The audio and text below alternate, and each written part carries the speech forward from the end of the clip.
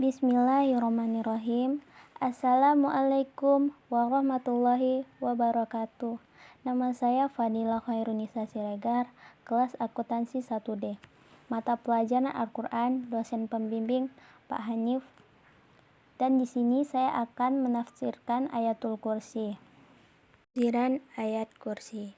Kursi dalam ayat ini oleh sebagian mutafsirin diartikan dengan ilmu Allah, dan ada pula yang mengartikan dengan kekuasaannya.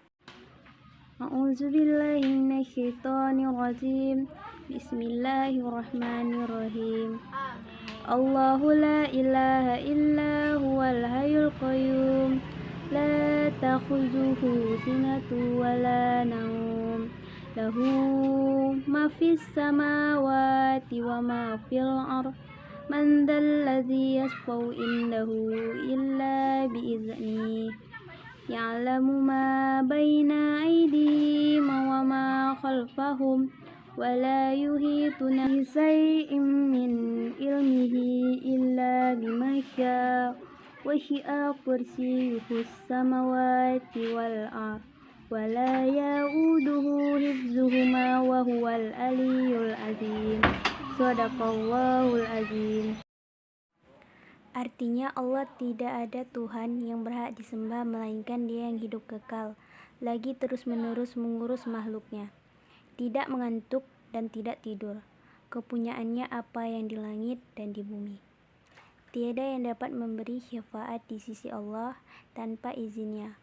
Allah mengetahui apa-apa yang dihadapi mereka dan di belakang mereka. Dan mereka tidak mengetahui apa-apa dari ilmu Allah melainkan apa yang dikehendakinya.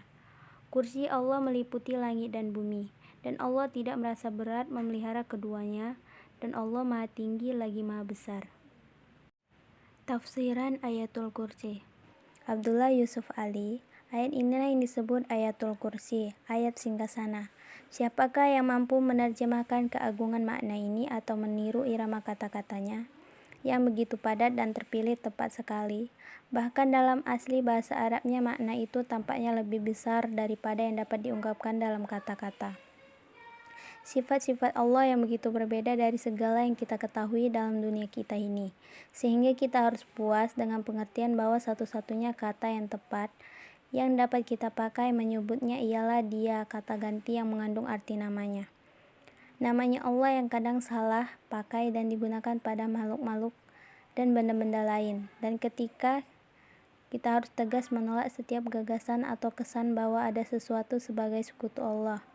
Tuhan tunggal yang hidup, Ia hidup tetapi hidupnya berdiri sendiri dan abadi. Tidak tergantung kepada apapun dan tidak terbatas oleh ruang dan waktu. Sifat Al-Qayyum barangkali tidak sekedar berarti berdiri sendiri, tetapi juga mengandung arti menjaga dan memelihara hidup. Hidup merupakan sumber dan penopang yang terus-menerus terhadap segala asal bentuk kehidupan. Hidup yang sempurna adalah hidup yang penuh dengan kegiatan yang sempurna pula. Kebalikannya daripada hidup yang tidak sempurna, yang dapat kita lihat di sekeliling kita yang bukan hanya menjadi sasaran maut tetapi juga sudah berdaya atau kegiatan yang berangsur-angsur surut. Sesuatu yang berada di antara kegiatan dengan tidur, yang dalam hal ini saya sependapat dengan penerjemah-penerjemah lain yang menggunakan kata terlena dan memerlukan hidup penuh. Kebalikannya daripada ini ialah ungkapan yang dipakai dalam kitab Mazmun. Lalu terjagalah Tuhan seperti orang yang tertidur, seperti pahlawan yang siuman dari mabuk anggur. 2. Mereka. 3. Singgasana, kursi, kekuatan, ilmu, simbol, kekuasaan. Dalam pikiran kita sudah menghabiskan segala waktu kita berkata langit dan bumi. Memang dalam segalanya adalah kekuasaan Allah, kehendak dan wewenangnya. Segalanya itu sudah tentu termasuk hal-hal rohani dan indera.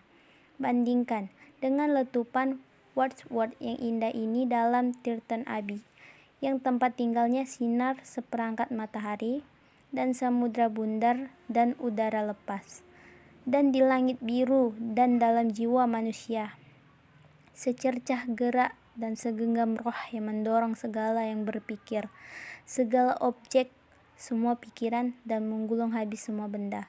4. Menjaga dan memelihara keduanya. Ibnu Katsir. Inilah yang disebut ayat kursi. Ayat ini mengandung suatu hal yang sangat agung, dan terdapat sebuah hadis sahih dari Rasulullah yang menyebutkan bahwa ayat tersebut adalah ayat yang paling utama di dalam kitab Al-Quran. Imam Ahmad meriwayatkan dari Ubay bin Ka'bah bahwa Nabi pernah bertanya kepadanya, apakah ayat yang paling agung di dalam kitab Allah? Allah dan Rasulnya lebih mengetahui, sahut Ubay bin Ka'ab. Maka Nabi mengulang-ulang pertanyaan tersebut. Kemudian Ubay bin Ka'ab pun menjawab, ayat kursi. Lalu dia mengatakan, engkau akan dilelahkan oleh ilmu, hai Abu Muzir. Demi zat yang jiwaku berada di tangannya, sesungguhnya ayat kursi itu mempunyai satu lidah dan dua bibir yang senantiasa menyucikan Al-Malik atau Allah di sisi tiang arsy. Sekian dari tafsiran saya, kurang dan lebihnya saya mohon maaf. Terima kasih. Wassalamualaikum warahmatullahi wabarakatuh.